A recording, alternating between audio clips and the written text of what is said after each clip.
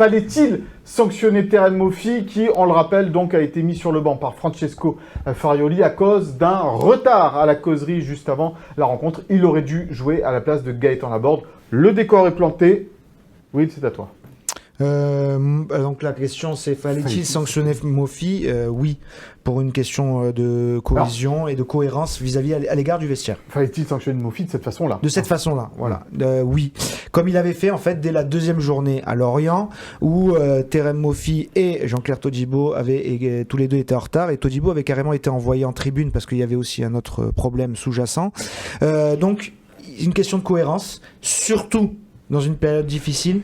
Quand tu demandes de la cohésion, de l'unité, on est tous dans le même bateau, faut tous se battre ensemble, du sérieux, de l'implication de tous, et puis tu as un garçon qui arrive 1 minute ou 2 minutes en retard à la causerie, vis-à-vis d'un Gaëtan Laborde, tu peux pas lui dire Gaëtan, tu vas t'asseoir sur le banc et le mec qui est en retard, il va jouer.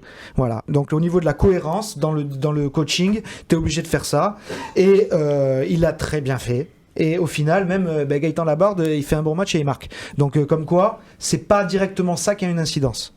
Oui, Antoine, pardon, pour la réponse.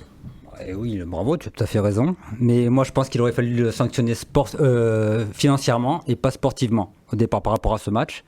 Ce match contre Paris, il suffit de se rappeler le match au mois de septembre où Nice gagne 3-2, où Moffi marque un doublé, fait une passe décisive, où Moffi justement avait mis la défense parisienne sans dessus-dessous, avec c'est quelqu'un justement qui pouvait prendre les espaces.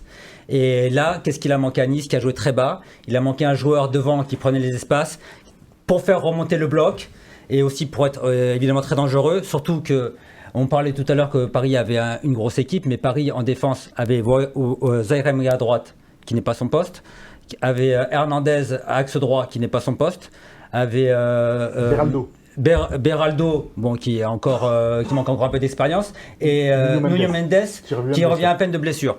Donc je pense que Moffi, même s'il n'a pas été bon le match précédent, et il méritait peut-être pas d'être titulaire, mais pour un match contre Paris, c'était vraiment où Nice défendait très bas.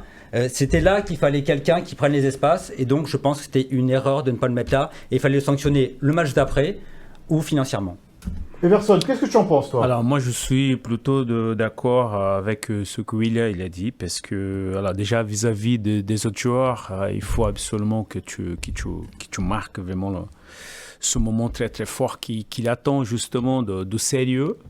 Après, je pense qu'il sort gagnant parce que voilà, il met Laborde, il marque. Pour moi, franchement, il ne fait pas un super match, Laborde. Il marque, donc il était très efficace. Donc je pense qu'il a fait le bon choix. François, la synthèse de tout ça, qui t'a convaincu parmi tous ces arguments? Evie m'a convaincu. Je te remercie. Donc, Will. Par ricochet, Will. Ouais. Ouais. Mais je suis d'accord, Evie m'a plus convaincu que moi. Il est très convaincant, Evie. Par contre, pour revenir sur les arguments d'Antoine, que je voulais pas griller avant qu'ils finissent. Pas trop près. Pas trop près. Ces arguments sont tout à fait audibles et c'est plutôt ceux que ressentaient les dirigeants. Parce que quand on est dirigeant, qu'on a investi 25 millions d'euros sur un joueur... Logique. Qu'il marque 2 fois au Parc des Princes et que tu retrouves la même équipe, le même contexte, tu as envie de le revoir sur le terrain.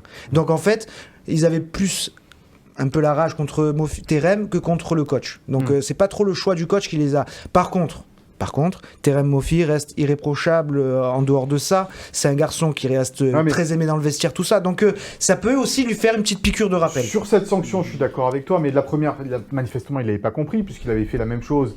Et tu lui remets la même sanction derrière, qui te dit que, encore une fois, il ne va pas refaire la même Pourquoi, quand tu erreur. refais la même bêtise, ça veut dire que tu n'avais pas compris la première fois? Bah, normalement, oui. Non, moi je le vois jamais comme si, ça. Normalement, oui. C'est que si on te sanctionne en te faisant pas jouer un match une première fois et que tu refais la même bêtise, c'est que tu t'en foutais de ne pas avoir joué ce match-là, à mon avis, et que tu t'en fous de ne pas jouer le match du soir contre le Paris Saint-Germain. Je pense qu'il y a beaucoup d'immaturité dans l'attitude de Terem Moffi, là, sur le coup.